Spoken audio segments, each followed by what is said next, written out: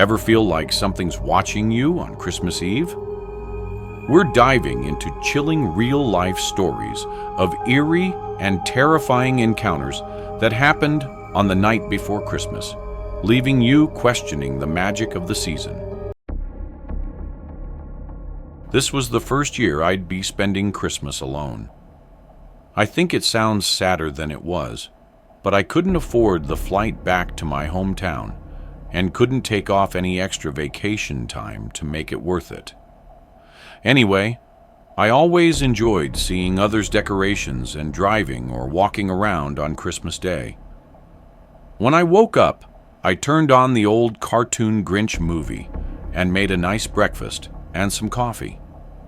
Then I spent the next hour on FaceTime with my parents and siblings.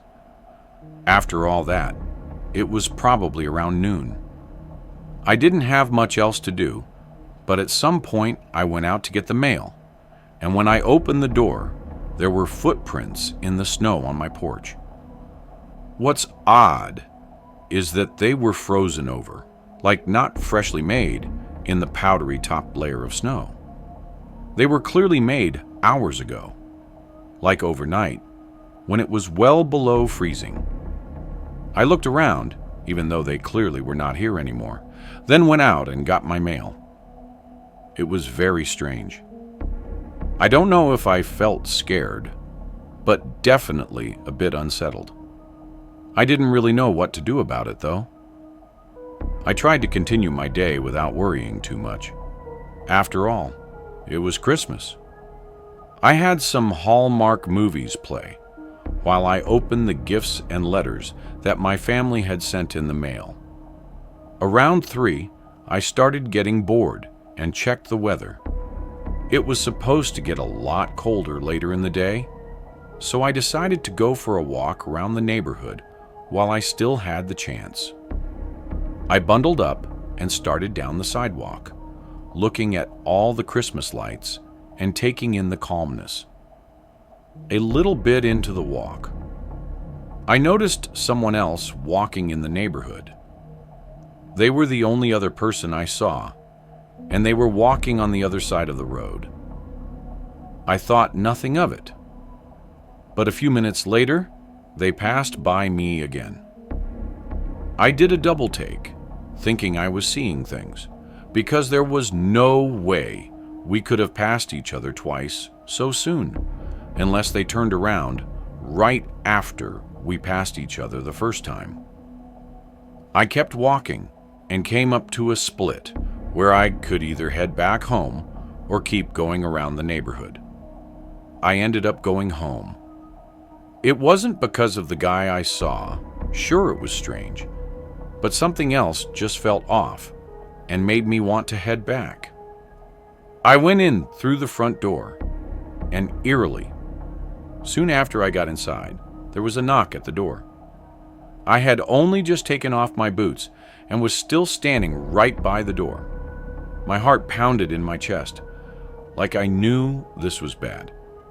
I looked out the peephole and saw a guy standing very close to the door, wearing a baseball cap tilted downward, covering his face. Weirdly, he seemed familiar. I didn't know why. At the moment, I thought it was just because he was the man I'd seen walking around the neighborhood. He knocked again. I knew he had to have already seen me enter. "What do you need?" I called out. They didn't answer. A few seconds later, they banged on the door again. I asked again what they were doing here and what they wanted, and watched out the peephole as he just stood there against the door and refused to answer or speak at all before banging on the door again. He then grabbed the door handle and started shoving his whole body into it. I backed away as the whole door shook, rattling from its hinges with each blow. It went on for maybe 20 to 30 seconds. Then it all suddenly stopped. There was a pause, and then multiple people yelling. When I went over and looked, there were 2 cops outside my home arresting the man at my door. I was completely confused and unsure how this happened. I thought it was just some kind of miracle that they showed up at the perfect time. It turned out a neighbor had actually called the police and reported a man acting unusual, walking back and forth down our street for hours and standing outside my home. Even more disturbing, though, I knew the man. He was an old ex from probably 6 years ago. He didn't even live in the same state as me anymore, and we hadn't talked at all since the breakup. It's scary to think that so suddenly, years later, he just decided to show up at my house on Christmas Day and try to break in. The cops found 2 knives on him, and in his car that he parked a few blocks away, he had a firearm and a whole roll of duct tape, both that he purchased just a few days prior. He admitted to nothing, but it's not hard to see what he was likely intending to do. But first, did you know that 98% of people who watch my videos aren't subscribed? That means you. And yes, I am speaking specifically to you. Probably aren't.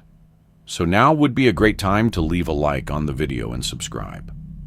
Anyhow, I'd already spent the whole morning and most of the afternoon with family. So now it was just time to go home and wind down for the rest of the night.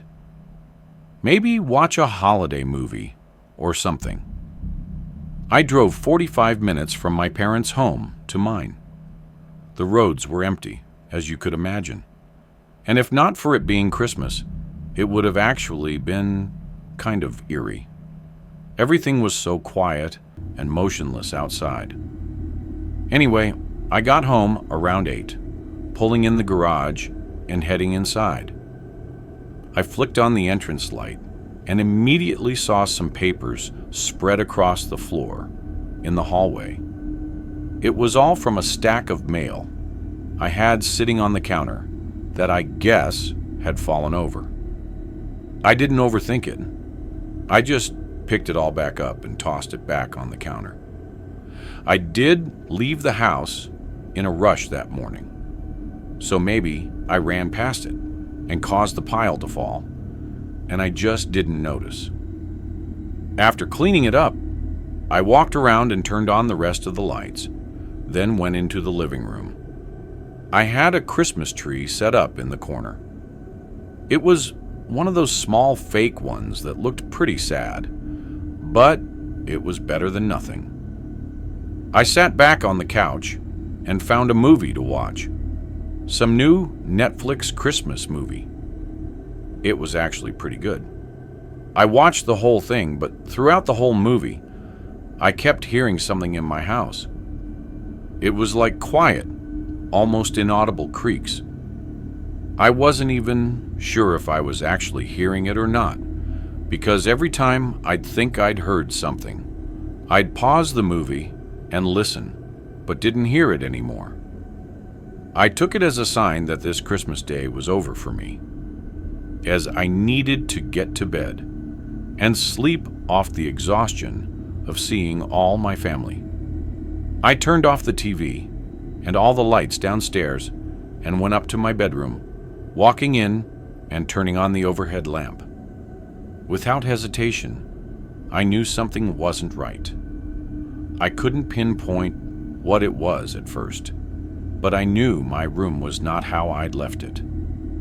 Something had been moved, and I quickly put all the pieces together of everything else I'd been experiencing since getting back home. My body felt numb, both fear and adrenaline taking over me.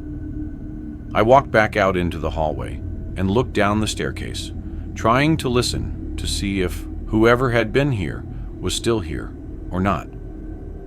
I quietly went down, step by step, until I reached the bottom. There was no sound or motion at all. Is anyone here? I've called the cops. Hello? It was as I was saying that I realized my stupid mistake of not having called the cops yet. I started to go back upstairs, planning to lock myself in my room and call the police when sudden footsteps rushed from the living room. it was too dark to see anything more then. The Christmas tree branches swaying, and a figure rushing away from it.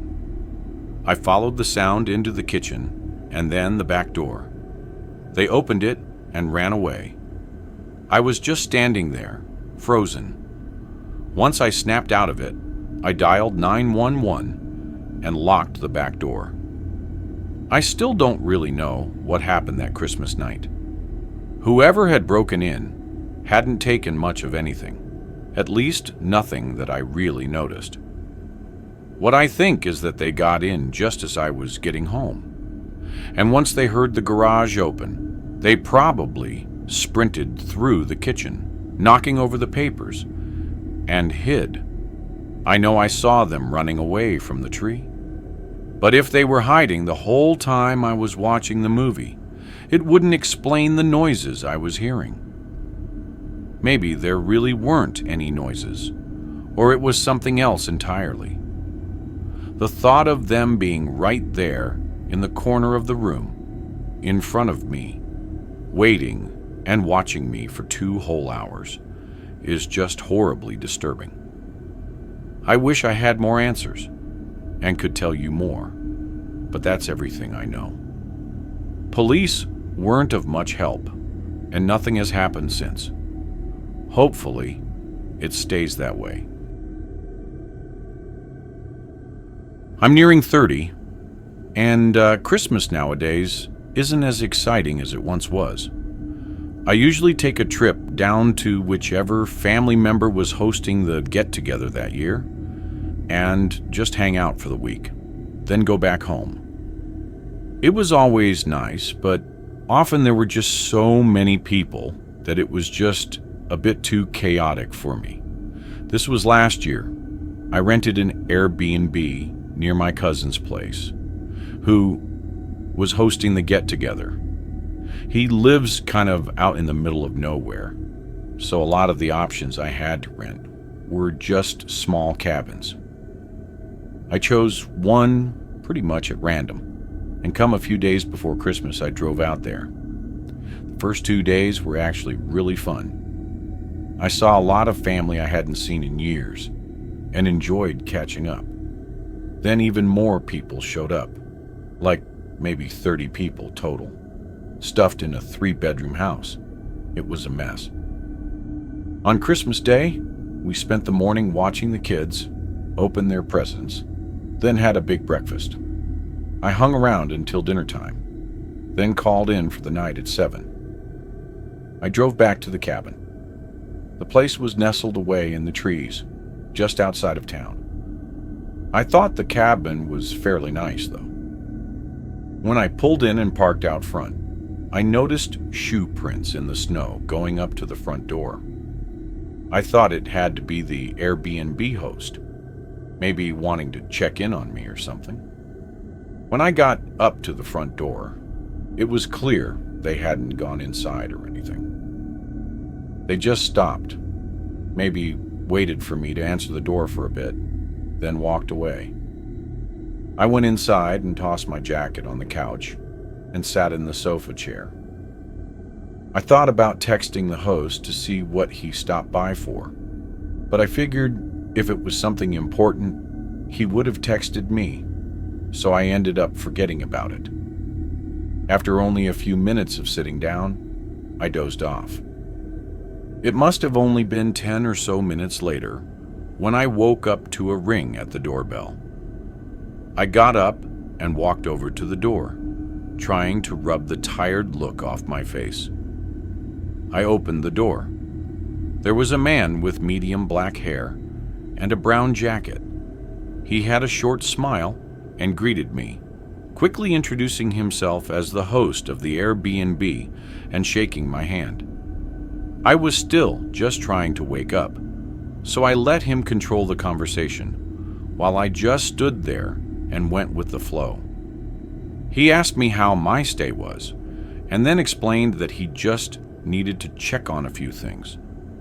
Again, I was just nodding, and too out of it to care about what he was saying. It was only after he walked past me and into the house that I realized I'd unknowingly agreed to let him in to check on some things. That almost immediately woke me up. He walked into the living room and kind of just stood there for a moment, looking around at the walls. It almost looked like he didn't even know what he was looking for. It was around then that I remembered it was still Christmas Day, which just made this whole thing even stranger. Why would he need to do this on the holiday? Couldn't he wait until tomorrow or have come by yesterday? His strange behavior only made me feel worse. He was just slowly walking through the room, moving his head around and clearly pretending to be looking for something. The thought of him not being who he said he was began creeping into my mind. I was just so caught off guard by everything. And it being Christmas, I just wasn't expecting to deal with anything like this. Hey, do you think you could come by tomorrow instead? I've actually got a bunch of family that should be here any minute now. He stopped looking around and turned to face me. His face was stiff, and he looked almost angry at me for saying that. He then casually walked down to the front door, as if he was going to leave, but instead he closed and locked it. That instantly sent a surge of fear through me. I ran straight into the bedroom and locked it behind me. The man ran up only a few seconds later and began trying to open it. I had no idea what to do. My car keys were still in my jacket on the couch, along with my phone. I knew that I needed to act now, though. I looked at the back of the room. There was an old window, one with a handle that you push open like a hatch. I hurried over, hearing the door behind me bend and crack with each hit as I squeezed myself out of the window. I then bolted for the tree line. He must have heard me leave or broken down the door right after I fled, because by the time I was in the woods and looked back, I saw him run out the front door. I was well covered by the dark, though, and he didn't seem to know where I ran off to. He stayed out there for a while, like 20 minutes, before he finally got into his car and drove off. I waited an extra few minutes just to be safe, then ran back and got my phone, calling 911. During the investigation, the homeowner and Airbnb host came down, confirming he was not the one who stopped by the cabin. With this situation, there's not too much to go off of, so it can only be assumed that the man had found out that the cabin was an Airbnb and used that against me to get access to the place. His intentions after that aren't known, but it likely wasn't to just rob the cabin of its mediocre decorations. That night was a close call, and I don't think I'll ever be so trusting of anyone again. If you enjoyed this video, don't forget to hit the like button and subscribe to the channel for more amazing video. Turn on the notification bell so you don't miss any updates. All right, that's it for today. Take care, and I'll see you in the next one.